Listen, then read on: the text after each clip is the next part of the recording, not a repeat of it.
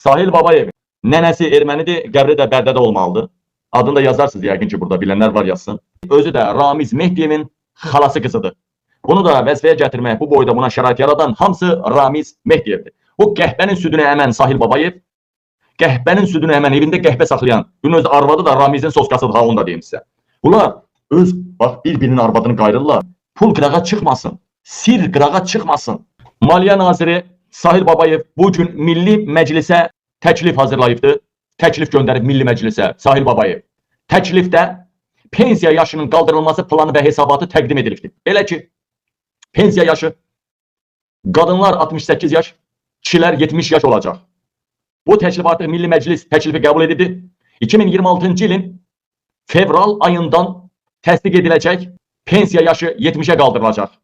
And olsun Allaha ki, bu təklif Milli Məclisə verilib. İndi əlbəttə ki, sizin peysər, satanikin nəvəsi olan prezidentiniz, babası Şaumyandan hamilə qalan satanikin nəvəsi İlham Əliyev yəqin ki, necə ki dedilər, yol, marşrut 1 manat olacaq, 10 qəpik qaldırdı, şükür eləmək üçün, elətdirmək üçün. İndi də 70 deyib ki, 68-ə kişiləri ya qadınlar da 66-ya, həm 67-yə qaldıranda şükür eləyək bundan.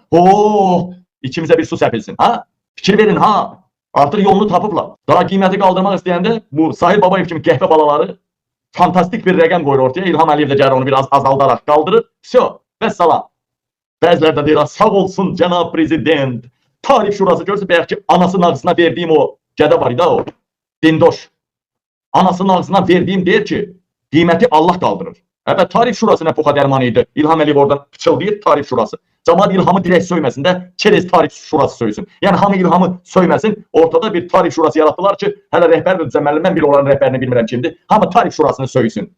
Tarif şurası lisenziyaları qaldırdı, aksiz markaları qaldırdı, qiyməti qaldırdı. Və xaricdə görmüşük ki, qaldırılan qiymət, 10 qiymət qaldırılırsa, ikisinin, üçünün, beşinin də qiyməti düşür. Hələ mən Azərbaycanda bu tarif şurasının endirdiyini görmədim axı. Qaldırdığını gördüm. Onda bunun adını tarif qoymayın da, bunun adını qaldıranvari şura, qalxanvari vəzin qoyun da. İlham Əliyevin icazəsi olmasa. Göydə quş uçalmaz, nə tarif şurası, cicdalaq, başlayırlar bəzilər, tarif şurası. Eşşəyə döyənmirlər, palana tarif şurası da, eşşək İlham Əliyev isə palanı da tarif şurası, palana döyürlər.